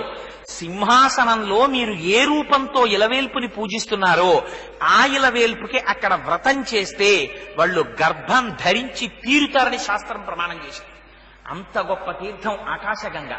అక్కడే తుంబురు తీర్థం. ఆ తుంబురుడనేటటువంటి భక్తుడు ఆయన తపస్సు చేస్తే శ్రీ వెంకటేశ్వరుడు ప్రత్యక్షమై ఆయనకి కావలసినటువంటి వరములను కటాక్షించినటువంటి ప్రదేశం అది. తుంబురు తీర్థం పక్కనే ఘోణతీర్థం అని ఉంటుంది. ఆ ఘోణతీర్థం అయ్య బాబోయ్ మీరు ఎప్పుడైనా చదవాలి. ఆ భవిష్యోత్తర పురాణం గాని లేకపోతే వామన పురాణం గాని వరాహ పురాణం గాని చదివితే ఎంత పెద్ద చిట్టా రాశారో పాపాలు. నిష్కారణంగా పచ్చగా ఉన్న చెట్లు నరికించేసేవాడు, కన్యల్ని విక్రయించుకునేవాడు, వరికుప్పలు తగలబెట్టేవాడు, పసిపిల్లల్ని చంపేసేవాడు, భార్యాభర్తల్ని విడదీసేవాడు, నిష్కారణంగా నోరు విప్పి మాట్లాడితే కఠినమైన మాటలతో ఇతరుల మనస్సు నొప్పించడానికి అలవాటు పడినవాడు, ఇంకొకటి బాధ చూసి తను సంతోషించగలిగేటటువంటి దుష్ట హృదయం ఉన్నవాడు, ఇటువంటి వాళ్ళ పాపములనన్నింటినీ తీసేస్తుంది. దానికి ప్రత్యక్ష సాక్ష్యం అగస్త్య మహర్షి అక్కడ కూర్చుని తన శిష్యులకి బోధ చేస్తున్నారు ఆ తీర్థం గురించి గొప్పతనం. ఆ పక్కనే ఉన్నటువంటి చెట్టులోంచి ఒక పక్షి స్త్రీగా మారి వచ్చింది. నా భర్త పట్ల నేను అపచారంతో ప్రవర్తించాను, ఈనాడు ఈ తీర్థమాహాత్యం విన్నంత మాత్రం చేత నాకు శాపం పోయిందండి అని గోణతీర్థంలో స్నానం చేసింది. ఇవన్నీ పరమ పవిత్రమైన తీర్థాలు. అక్కడికి కొంచెం దూరంలో కుమారధారా తీర్థము అని ఆ తీర్థం ఉంటుంది. దాని పక్కనే దేవతీర్థం, ఆ పక్కనే ఆ కింద కపిల తీర్థం. ఇంకా చిత్రాతి చిత్రమైనటువంటి విషయం పాండవ తీర్థం. మీరు ఇప్పటికీ కూడా ఆకాశగంగా పాపనాశనం వైపుకు వెళ్లడం కోసమని మొదలుపెట్టి స్వాగత తోరణం దాటి కొద్ది దూరం వెళ్ళగానే కుడిచేతి పక్కకి తిరిగితే సాధారణంగా తీసుకెళ్లరు. మీరు ప్రయత్నపూర్వకంగా అడిగితే తీసుకెడతారు. తీసుకెడితే ఆ జీపులో వెళ్లి అక్కడ దిగితే కొంచెం మెట్లు దిగాలి కిందకి. మెట్లు దిగి కిందకి వెడితే అక్కడ పాండవ తీర్థం ఉంటుంది. ఆ పాండవ తీర్థంలో ఇప్పటికీ పెద్ద శిల ఒకటి ఉంటుంది. ఈ మధ్య కాలంలో నాతో తిరుపతి వచ్చారు ఒక 60-70 మంది. అంటే నేను చూపించానన్న గర్వంతో నేను ఈ మాట అంటం లేదు, అంతమందిని కలిసి చూసే అదృష్టాన్ని శ్రీ వెంకటేశ్వరుడు కటాక్షించాడని చెప్తున్నానంతే. అది క్షేత్రపాలక శిల. పరమశివుడు వెంకటాచలంలో లోపల తిరుమల దేవాలయంలో రాత్రి ఏకాంత సేవ అయిపోయిన తర్వాత దొల్లుతూ ఉండేవాడు. ఆయన దొల్లుతుండగా గుండు కింద పడి ఒక పిల్లవాడు మరణించాడు ఒక రోజున గుళ్ళో ఉండిపోయి. అప్పుడు ఆ శిలనంతటినీ కూడా తీసి పాండవుల తీర్థంలో పెట్టారు. ఇప్పటికీ మీరు వెడితే చూడొచ్చు, చాలా మంది నాతో దర్శనానికి వచ్చిన వాళ్ళు చూశారు. ధ్వజస్తంభానికి ఈశాన్యం మూల క్షేత్రపాలక శిల ఉంటుంది. ఇప్పటికీ క్షేత్రపాలకుడు ఆయన.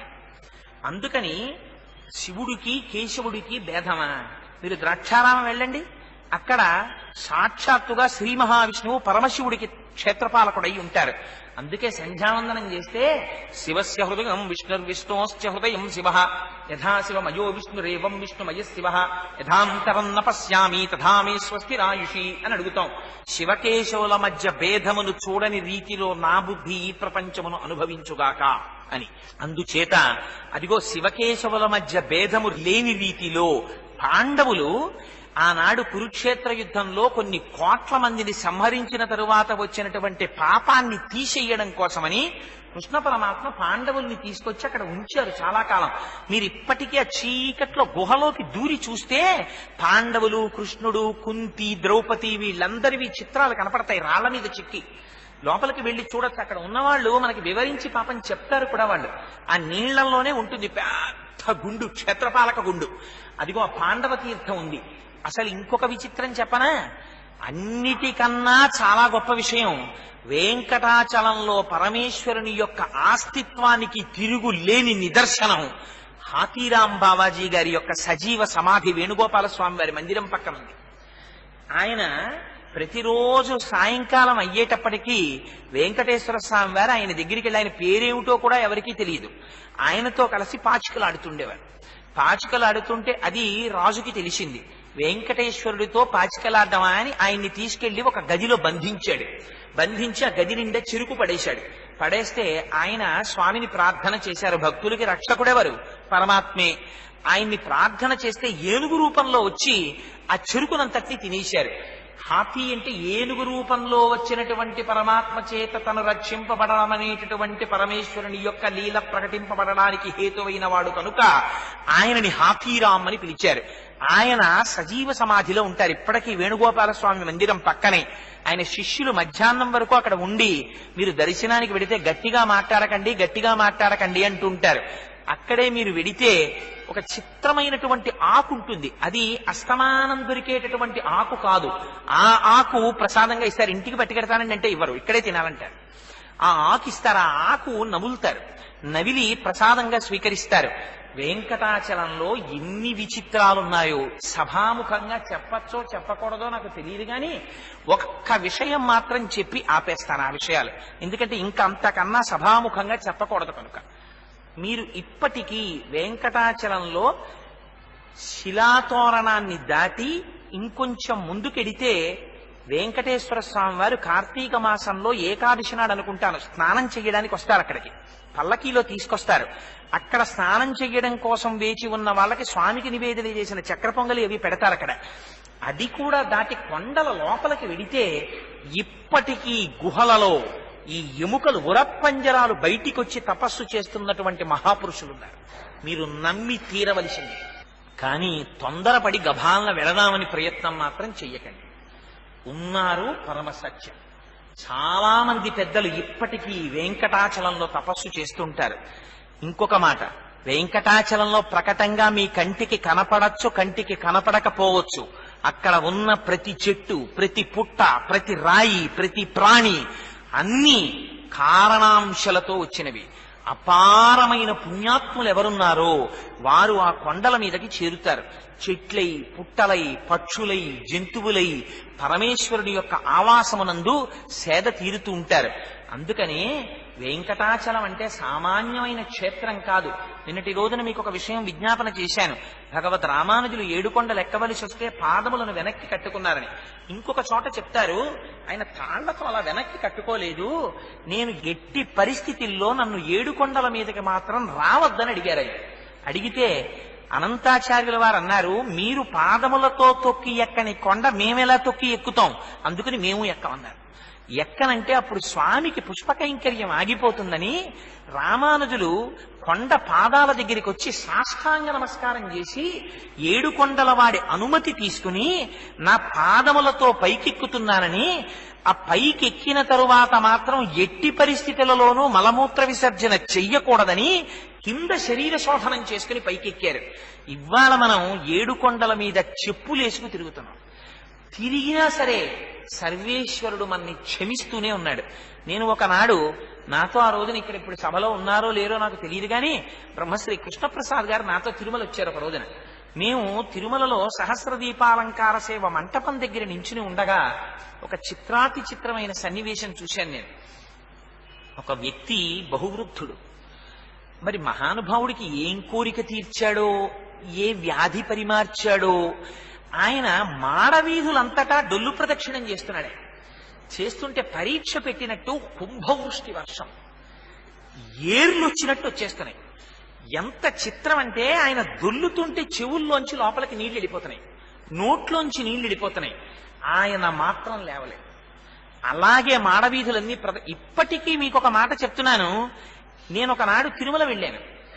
అహంకారం లోపల పెరిగిపోయి ఉన్న పాపాత్ముణ్ణి కనుక మెట్ల మార్గం గుండా నడిచి ఎక్కుతుంటే కాళ్ళు నిప్పెట్టి ఆయాసం వచ్చి ఎక్కలేక ఒళ్ళు పెరిగిపోయింది కదా, ఎక్కలేక మెట్ల మీద కూర్చున్నాను. 90 సంవత్సరాల వృద్ధుడు మెల్లిగా ఎక్కుతున్నాడు, నడుము వంగిపోయింది. ఆయన్ని చూసి అనుకున్నాను, ఏంట్రా 90 ఏళ్ల వృద్ధుడు, ఈయనకి ఈ వయస్సులో ఎక్కవలసి వచ్చిందా? నాలా ఓపికండగా ఎక్కాలి కానీ ఓపికండి నేనే ఎక్కలేకపోతున్నాను, ఈయన ఏమి ఎక్కుతాడు అనుకున్నాను. అనుకుని ఆయన్ని పిలిచి అన్నాను, అయ్యా 90 ఏళ్ళు వచ్చేసాయి, నడుము వంగిపోయింది, ఇప్పుడు ఎక్కుతున్నారు ఏమిటండి మెట్ల మించి, బస్సులో వెళ్ళిపోయారా అన్నాను.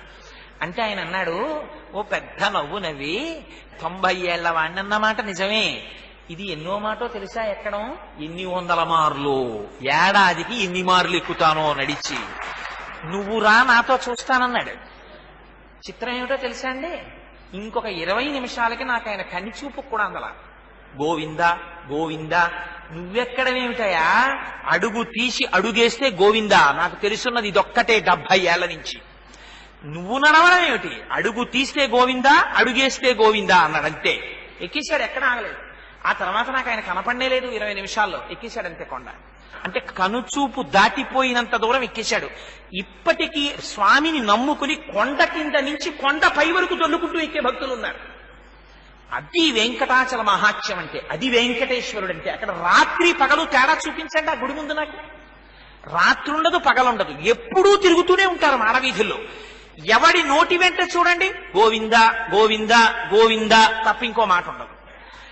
ఎంత మందికి నమ్మకమో, ఎంత మందికి పూనికో, నగలు కట్టలు తీసి వేసేస్తుంటారు హుండీల్లో.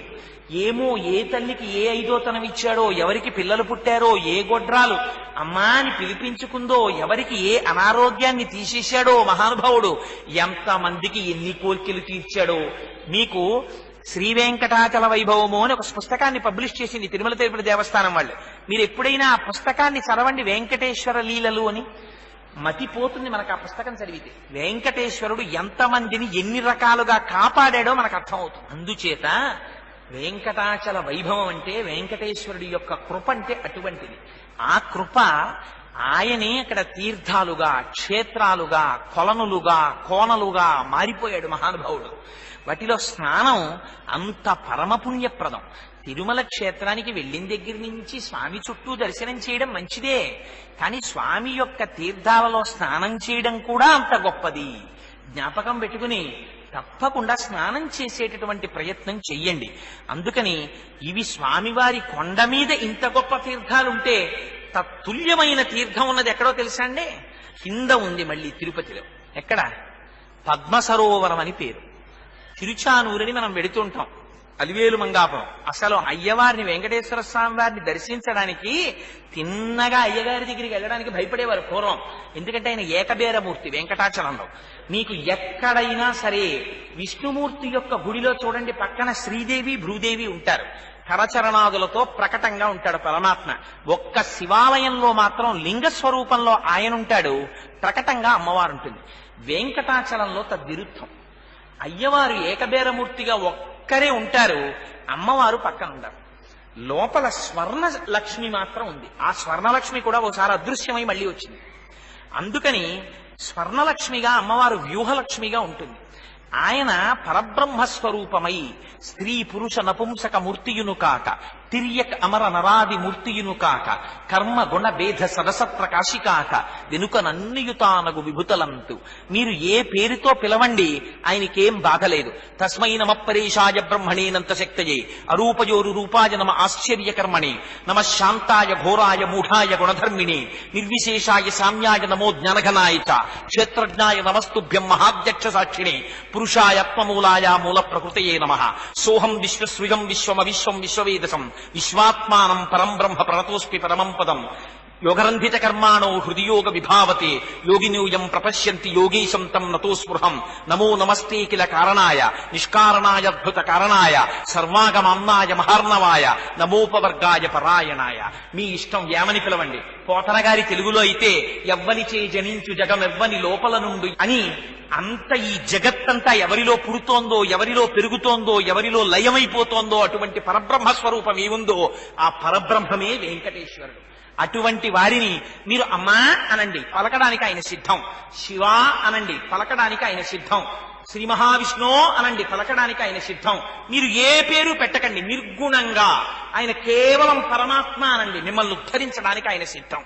పిలవడానికే ఉంది, మీరు ఏ పేరు పెట్టి పిలిచినా ఆయన సిద్ధంగా ఉన్నాడు. ఒక్కటి మాత్రం యథార్థం, నడిచి వచ్చిన వాడు మాత్రం వైకుంఠం నుంచి వచ్చినటువంటి శ్రీనివాసుగా వచ్చినటువంటి వాడు శ్రీ మహావిష్ణువే కదిలొచ్చాడు పురాణం ప్రకారం. కానీ ఉన్నది మాత్రం పరబ్రహ్మస్వరూపంగా ఉన్నారు. అందుకని ఏకబేరమూర్తి అయి ఉన్నారు. పరమాచార్యుల వారు చెప్తూ ఉండేవారు, వెంకటేశ్వరుడంటే సాక్షాత్తు పరబ్రహ్మమే. నువ్వు ఈ కంటితో కలియుగంలో పరబ్రహ్మాన్ని దర్శనం చెయ్యాలంటే నీ అదృష్టము పండితే వెంకటేశ్వర దర్శనం చెయ్యగలవనేవారు. అందుకే ఇప్పటికీ ఆయనకి అభిషేకం అయితే ఒంటికి చెమట పడుతుందంటారు. మేల్ఛాట్ వస్త్రాలతో ఒత్తుతారు ఆయన శరీరాన్ని. ఇప్పటికీ పెద్ద పెద్ద పదవులలో ఉన్న వాళ్ళు ఆ వైకుంఠ ద్వారం వైపు నుంచి వెళ్ళినటువంటి వాళ్ళైతే, నాకు తెలిసి ఒక పెద్ద ఆఫీసర్ గారు ఒక ఆయన నాకు పరిచయం ఉన్నారు. వారికి ఒకసారి వెంకటాచలం వెడుతుంటే చెప్పాను, వారు చాలా పెద్ద స్థాయిలో ఉన్నవారు కనుక వారు తిన్నగా ఎగ్జిక్యూటివ్ ఆఫీసర్ గారి దగ్గరికి వెళ్ళి మాట్లాడి ప్రత్యేక దర్శనం చేయడంలో మేల్ఛాట్ వస్త్రాన్ని వాసన చూసి వచ్చి చెప్పారు నాకు. కోటేశ్వరరావు మేల్ఛాట్ వస్త్రం వాసన చూశాను. వెంకటాచలపతికి బట్ట ఎలా కడతారో ఆ అలంకారం ఎంత కష్టమో అసలు నిజంగా మీరు చూడాలంటే గోవిందరాజస్వామి వారి గుడి పక్కన ఒక పెద్ద ఎగ్జిబిషన్ ఉంది.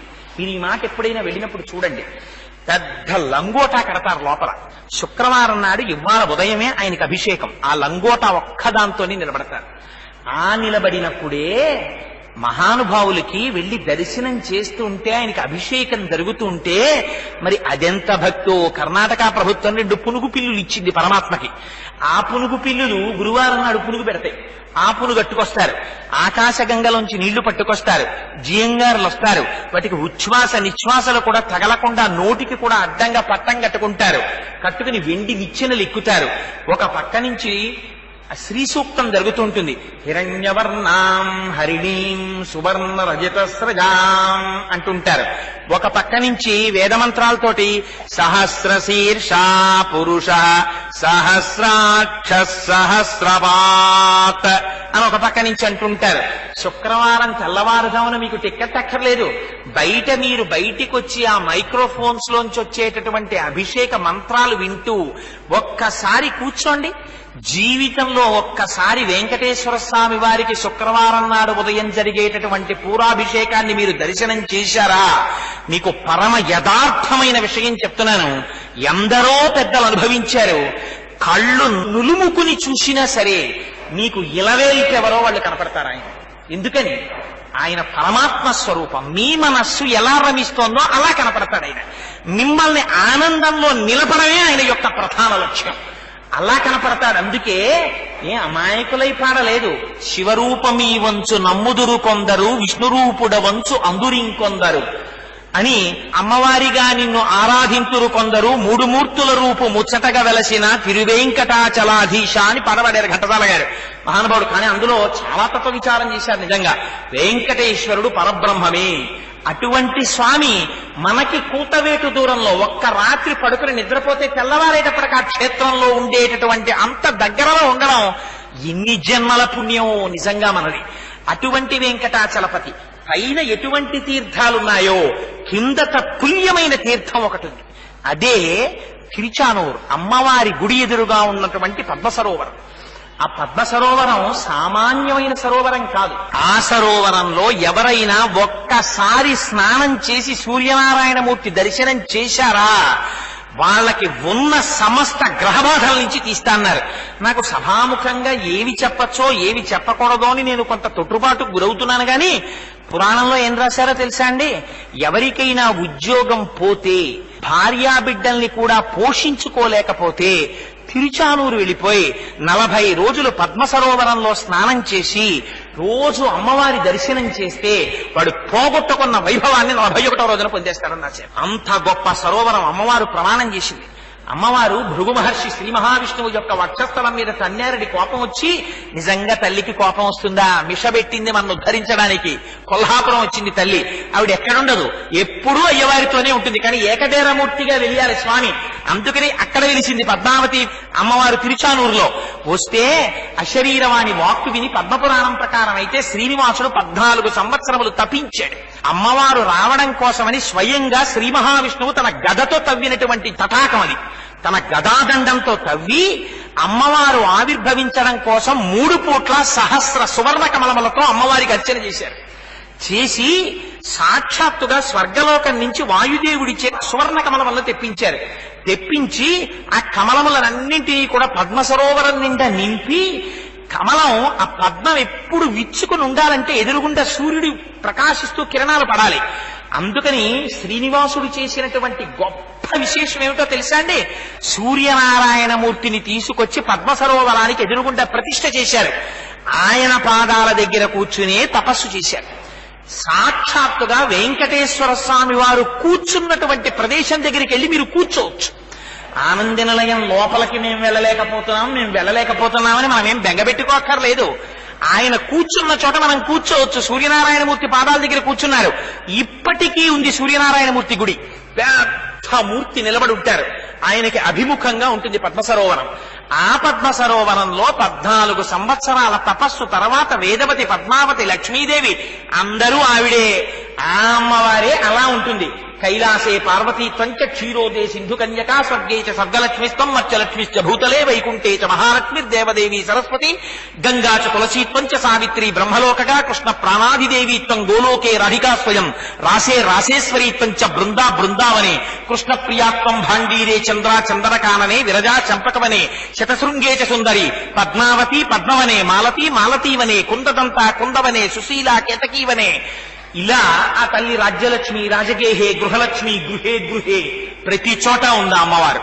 అందుకనే ఆ తల్లి, అందుకే స్వామి సుప్రభాతంలో ప్రపత్తిలో ఒక మాట చెప్తారు, లక్ష్మీ మహీత తనురూప నిజానుభావ నీలాది దివ్య మహిషీకర పల్లవానాం ఆరుణ్య సంక్రమణత కిల సాంద్ర రాగౌ శ్రీ వెంకటేశ చరణౌ శరణం ప్రపత్యే అని. స్వామి తన కుడి చేతిని ఇలా పెట్టుకుని ఆ శేషుడి మీద పడుకుంటే స్వామి రెండు కాళ్ళు ఇలా చాపుకు పడుకుంటేట శ్రీ మహాలక్ష్మికి అన్నిటికన్నా ఇష్టమైంది ఏమిటో తెలుసా అండి? అయ్యవారి పాదాలు వస్తడం అంటే ఇష్టం. అందుకే శ్రవణం కీర్తనం విష్ణోహ స్మరణం పాదసేవనం అర్చనం వందనం దాస్యం సఖ్యం ఆత్మనివేదనం అని భక్తి నవ విధాలు. శ్రవణం అంటే వినడానికి ప్రహ్లాదుడు, కీర్తనం చెప్పడానికి శ్రీశుకుడు, కీర్తనం విష్ణోహ స్మరణం తలుచుకోవడానికి ప్రహ్లాదుడు, స్మరణం విష్ణోహ పాదసేవనం పాదములు ఒత్తడానికి లక్ష్మీదేవి. ఆ తల్లి స్వామి పడుకుని రెండు కాళ్ళు చాపితే స్వామి పాదములు ఒత్తడానికని వచ్చి పరవశించిపోయి నేనొక్కదాన్నిగా ఒత్తడం ఏమిటని తానే నీలాదేవిగా, తానే భూదేవిగా, తానే లక్ష్మీదేవిగా, తానే పద్మావతిగా మారి అటువైపు ఇటువైపు నిలబడి నల్లగా ఉండేటటువంటి స్వామి పాదముల మీద ఎర్రటి అమ్మవారి చేతులు వేసి, అసలే ఎర్ర తామర వంటి చేతులు, ఆ చేతులు స్వామివారి నల్లటి కాళ్ళ మీద పెట్టి ఒత్తుతుంటే అయ్యవారి నల్లని కాళ్ళల్లోంచొస్తున్న కాంతి, ఆయన కట్టుకున్న పట్టు పీతాంబరంలోంచొస్తున్న కాంతి, అమ్మవారి చేతులతో ఒత్తినప్పుడు ఆ వేళ్ల మధ్యలోంచి వచ్చేటటువంటి ఎర్రటి కాంతి, ఈ మూడు కాంతులతో కలిపి ఒక కొత్త కాంతి పుట్టి నీ పాదములలోంచి పైకొస్తుంటే అటువంటి పాదములను నేను శరణు జొత్తుతున్నానయా వెంకటేశ్వర అంటారు. అది అందుకని నీలాది దివ్య మహిషీకర పల్లవానాం ఆరుణ్య సంక్రమణత కిలసాంద్ర రాగౌ శ్రీ వెంకటేశ చరణౌ శరణం ప్రపద్యే. అటువంటి వెంకటేశ్వర చరణములకు నేను శరణాగతి చేస్తున్నానంటారు. అటువంటి పరమాత్మ ఆ తల్లి ఆ పద్మ సరోవరంలో ఉండేటటువంటి పద్మములోంచి ఆవిర్భవించింది. అందుకని ఆవిడికి పద్మావతి అని పేరు. ఆ తల్లి ఎంత దయ కలిగినటువంటి తల్లి అంటే, అమ్మ అక్కడ ఆవిర్భవించడానికి ప్రధానమైన కారణం ఏమిటో తెలుసా అండి? ఏడుకొండల మీద ఉన్నటువంటి వెంకటేశ్వర స్వామి వారు ఒకనాటికి ఒకనాడు ఎప్పుడైనా కర్మాకర్మ ఫలప్రదాత అయి నిలబడతారు. ఎందుకని? శ్వేతవరాహ కల్పం అయిపోయేంత వరకు ఆయనే పరిపాలకుడు లోకానికి. అందుకని వీడి పని చేశాడు, నేను ఎలా రక్షిస్తాను అంటారేమోనని సౌలభ్యం ఏమిటో తెలుసా అండి? వీడు 7 కొండలు ఎక్కుతాడో ఎక్కలేడో. ఇప్పుడంటే బస్సులు వచ్చాయి, కారులు వచ్చాయి, జీపులు వచ్చాయి. ఒకనాడవేం లేవు. కొండ మీదకి వెళ్ళడానికి గడగడ వణికిపోయేవారు. ఎముకలు కురికేసే చలి, ఎక్కడ చూసినా పాములు, ఎక్కడ చూసినా విషక్రిములు, పెద్ద పెద్ద దోమలు. అసలు వెంకటాచలం కొండ మీదకి వెళ్లి ఎవరు ఉండలేకపోయేవారు. అటువంటి స్థితిలో అందరూ వెళ్ళగలుగుతారు, వెళ్ళలేకపోతారని అందుకని వేదాంత దేశికులు దయాశతకం అన్నారు. అయ్యవారి యొక్క దయ ముద్దగా మారిపోతే అమ్మవారైపోయింది. అమ్మవారైపోయి అమ్మవారిగా క్షేత్రంలో కింద ఉంది పద్మావతీదేవి. ఆ తల్లి కారుణ్యం అంతా ఇంత అని చెప్పడం కుదరదు. ఆ తల్లి యొక్క వైభవం ఏమిటో తెలుసా అండి? పద్మావతి అమ్మవారిది. ఆవిడ పంచమి తిథి నాడు శుక్రవారం నాడు మిట్ట మధ్యాహ్నం అభిజిత్ నక్షత్రంలో ఉత్తరాషాఢ నక్షత్రంలో కార్తీక మాసంలో అమ్మవారు ఆవిర్భవించింది పద్మాలలోంచి. ఆవిడ అప్పుడే ఆవిర్భవించిందా? అంతకు ముందు ఉన్నది. పద్మావతిగా పేరు మార్చుకుని వచ్చింది. వచ్చి వెంకటేశ్వర స్వామి వారిని అలరించింది. ఆయన పట్టపురాణి అయింది. మనకున్న గొప్పతనం ఏమిటో తెలుసా అండి? వెంకటాచలంలో మిగిలిన ఏ క్షేత్రంలో కూడా అసలు శ్రీ మహావిష్ణువు అమ్మవారి కోసమని ప్రత్యేకంగా తాను నడిచి వెళ్ళడం అన్నది మీరు వినరు. ఎప్పుడూ ఆయన గుండెల్లోనే ఉంటుంది. ఒక్క వెంకటాచలంలో చిత్రం ఏమిటో తెలుసా? ప్రతిరోజు స్వామి అమ్మ కోసం 7 కొండలు దిగి అమ్మవారి దగ్గరికి వెళ్ళవలసింది. అయ్యని కిందకి దింపగలిగిన శక్తి ఉన్నది అమ్మ ఒక్కతే. అయ్య అమ్మ దగ్గరికి రావలసిందే. మిగిలినప్పుడు అయ్యవారు చాలా హడావిడిగా ఉంటారేమో కానీ అమ్మ దగ్గరికి వచ్చినప్పుడు మాత్రం పరమ ప్రశాంతంగా ఉండవలసింది. 7 కొండలు ఎక్కలేకపోయానని బెంగెట్టుకోక్కర్లేదు. అమ్మ పాదాలు పట్టుకున్నవాడు కూడా ధన్యుడే. ఇది అమ్మ సౌలభ్యం. అందుకని అమ్మ కొండ కిందే ఉంది. అమ్మకున్న గొప్పతనం ఏమిటో తెలుసా అండి?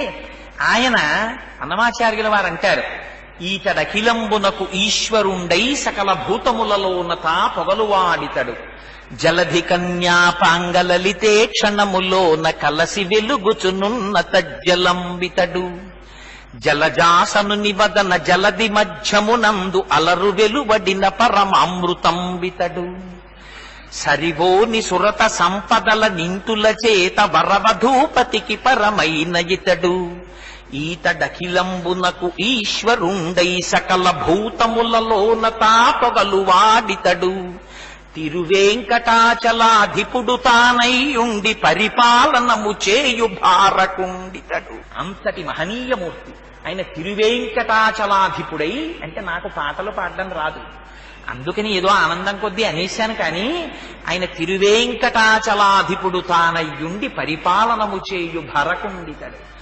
ఆ అమ్మ చేత్తో పెట్టిన అన్నం ఉందే, అమ్మ దయ అంటే ఏమిటో తెలుసా అండి? అమ్మ కారుణ్యం అంటే ఏమిటో తెలుసా? అందుకే అమ్మవారి గురించి చెప్తే వెంకటాచలంలో ఒక్కటే మాట చెప్తారు. అమ్మా నువ్వేమిటో తెలుసా? ఈశానాం జగతోస్య వెంకటపతేర్విష్ణో పరాం ప్రేయసీం తద్వక్షస్థల నిత్యవా సరసికాం తక్షాంతి సంవర్ధినీం పద్మాలంకృత పాణి పల్లవయుగాం పద్మాసనస్తాం శ్రియం వాత్సల్యాది గుణోజ్వలాం భగవతీం వందే జగన్మాతరం. అమ్మా నువ్వు మా అమ్మవమ్మా, నువ్వు మాకే అమ్మవి కాదు, ఈ అన్ని జగములకు నువ్వు తల్లివి. అందుకే అమ్మని చూడండి ఒక్కసారి తిరుచానూరులో. మీరు ఆ తిరుచానూరు రాజద్వారం దాటి మెట్లు దిగుతుంటే ఎదురుగుండా బలరామకృష్ణుల సన్నిధానం ఉంటుంది. మీరు ఆ దర్శనం టికెట్ కొనుక్కుని కుడి చేతి పక్కకి వెళ్లి ఏ ప్రత్యేక ప్రవేశం అయితే అక్కడ ఉండేటటువంటి ద్వారంలోంచి లోపలికి వెళ్లి ఆ రాజద్వారం దాటుతుంటే పైన లక్ష్మీ దివ్యైర్ గజేంద్రైర్ మణిగణకచితై స్థాపితాహేమ కుంభై నిత్యం సా పద్మహస్తామవ వసతు గృహే సర్వమాంగళ్యయుక్తాం అన్నట్టు ఏనుగులు పద్మకింజల్కములతో కూడినటువంటి స్వర్ణకుంభములను చేత్తో పట్టుకుని అభిషేకం చేస్తుంటాయి. అది దాటి రాజద్వారం దాటి లోపలికి వెళ్ళండి. పద్మాననే పద్మవూరు పద్మాక్షి పద్మ సంభవే త్వమాం భజస్వ పద్మాక్షీం ఎన సౌఖ్యం లభామ్యహం అని పద్మాసనం వేసుకుని పద్మంలో కూర్చుని 4 చేతులతో ఈ 2 చేతులతోటి అమ్మ ఆ అంకుశాన్ని పాశాన్ని పట్టుకుని తామర పువ్వుని పట్టుకుని ఈ కింద ఉండేటటువంటి 2 చేతులలో కుడి చేత్తో అభయహస్తాన్ని రెండో చేత్తో తన పాదములను చూపిస్తూ ఎర్రటి పట్టు చీర కిందకి వేలాడుతుంటే అమ్మ ఉత్సవమూర్తి అక్కడుంటే ఒంటి నిండా పుష్పమాలలు అలంకరింపబడి ఉంటే అమ్మకి నీరాజనం ఇస్తుంటే అరకుండ చేయించుకున్నటువంటి వైష్ణవ కూడి ఆ పుష్పాల దండలు తీసుకెళ్లి పేర్చడం అంటే వాళ్ళ తర్వాతే అలంకారం చేయడంలో ఎంత గొప్పగా చేసేస్తారో అలంకారాలు. మీరు ఇన్ని పూలదండలు పెట్టుకెళ్ళండి, అన్ని పూలదండలు కలిపిలా పెట్టి పేనేస్తారు. అక్కడ పేనేసి చక్కగా ఈ దండంతా తీసుకెళ్లి ఆ పైనుంచి కిందకి ఇలా అలంకారం చేస్తే చేతుల పక్క నుంచి వేసేస్తారు. మెడలో అయ్యకట్టినటువంటి మాంగళ్యంతో ప్రకటంగా కనపడేటట్టు కాళ్ల దగ్గర ఇంత కుంకుమ పూజ చేసుకుని ఇలా అభయహస్తం పట్టి నీకేం పర్వాలేదు నాన్న నేనున్నాను రా అని అమ్మ చెప్పినట్టు ఇలా అభయహస్తం పట్టుంటుంది అమ్మ. ఆ అమ్మని చూడగానే ఇలా 2 చేతులు కైమోడ్చి నమస్కరించేయవలసింది. భట్టర్లు అంటారు అందుకే అమ్మని ఇది ఎంత కారుణ్యం అమ్మా నువ్వు. ఏకన్యంచనతి క్షమం మమ పరంచ ఆకుంచ పాదాంబుజం మధ్యే విస్తర పుండరీకమభయం విన్యస్య హస్తాంబుజం త్వాం పశ్యేమ నిషేదుషీం ప్రతికలంకారుణ్య కులంకష స్ఫారాపాంగతరంగమంబ మధురం ముగ్ధం ముఖం బిభ్రతీం. అమ్మా నువ్వు పద్మాసనం వేసుకుని కూర్చోవలసినటువంటి తల్లివా, అటువంటి దానివి నేను వచ్చానని అయ్యో తామరపూలు పట్టుకొచ్చాడు కొడుకు, నా కాలు కింద పెట్టకపోతే పాదం మీద పువ్వులు పెట్టడం కుదరలేదని బెంగ పెట్టుకుంటానని అమ్మ నా కోసమని ఒక కాలు కిందకి చాపి ఇంకా నేను అసలు